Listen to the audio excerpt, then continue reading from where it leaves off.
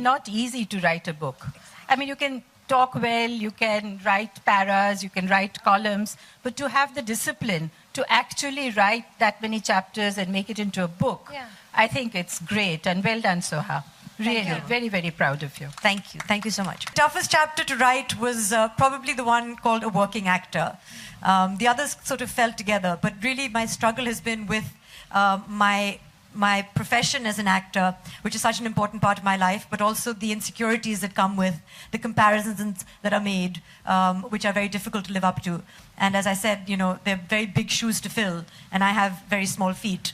So that, I think, and striking the right tone with the readers, you know, such that I'm talking about my insecurities and my failures and my, you know, all the learning steps that I've come across. But not being too hard on myself, I think, was the most difficult thing for me. So I would write at 2 in the morning, and then I would reread it at 4 o'clock in the afternoon and take away some of it and say, no, you know, it's all right. And then, so I think that for me was the biggest struggle. Life, as John Lennon famously sang in Beautiful Boy, is what happens when you're busy making other plans. It was the spring of 2008, and I had signed a film called Dhoondte Reh Jaoge, opposite a young, talented actor. Yeah, so we take a pause now. We relish it, and now move on. The director wanted us to meet at Taj Land's End in Bandra for a script reading. They were already seated at the table at the coffee shop when I got there. The director and a well-built boy in straight-fit jeans, half-sleeved white shirt, and barely contained his training biceps. You're making this up. Which have disappeared. Boots and a belt with a horseshoe bronze buckle. His eyes were hidden behind heavily tinted sunglasses, and his hair was a dark mop of unruly curls. My first impression, this boy must live in the gym. What will we talk about apart from protein shakes?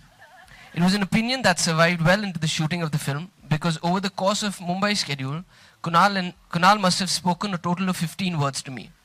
Far from exchanging numbers, we seemed to steer clear of each other, except for when we were in position for a two-shot and there was an issue with the lighting or camera. Below are the longest conversations during these 2 months. Conversation 1, me. That's her. So, what do you like to do in your spare time? Kunal, not a lot. I like to watch films. Me. Do you go out a lot? Kunal, no, I like to watch films alone. End of conversation.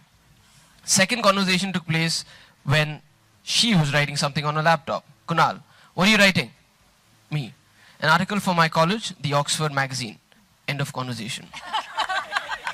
So that was the first 2 months. First of all, I'd like to congratulate her. I think this is Seriously. a great occasion. I think she's done really well with this thing. Soha, you know, obviously went to a wonderful university. I went to 2 wonderful universities, actually. She went to Oxford as well as the London School of Economics, and was highly qualified and was working in Citibank, and, you know, all set to do that. And then she came to stay with me for a summer and quit her job and join movies. And I'm not sure how my parents felt about that, but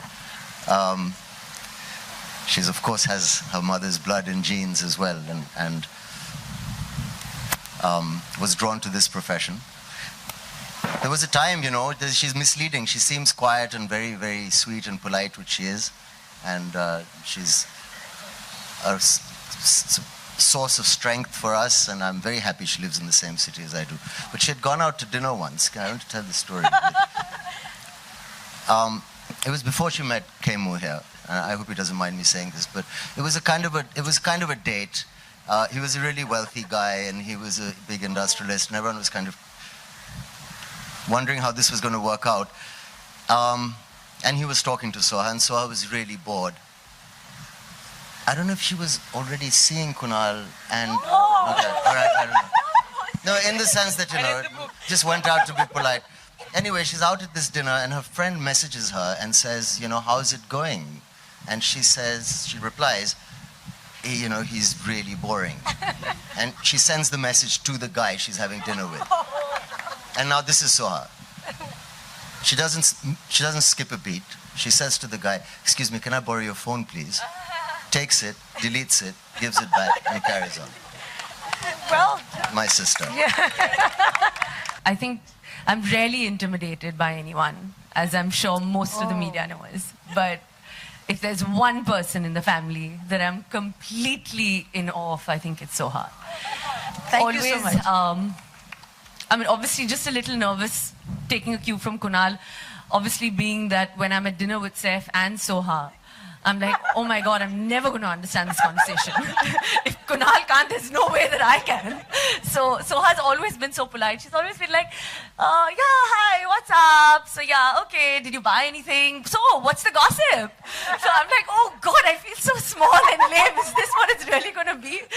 And then I was like, but it's okay. But I think we found our way, and if there's anyone in the family that I think any of us turn to when Amma's all worked up and fired up, then there's just one person that can control the situation, and that's Soha. So, I mean, I truly, truly believe that she is the torchbearer of this family. And this title it doesn't do justice, because famous or not famous, she is the grounding in which all of us stand on. And I've truly seen that the way she has compassionately and with just as a breaking heart when her father was passing away. I've never seen any daughter. I'm a daughter. But I don't know if I could have done the way she looked after him. And that, in my eyes, to me, is a solid woman. So here's to you, Soha. And I'm sure Buzz, listening to all of this.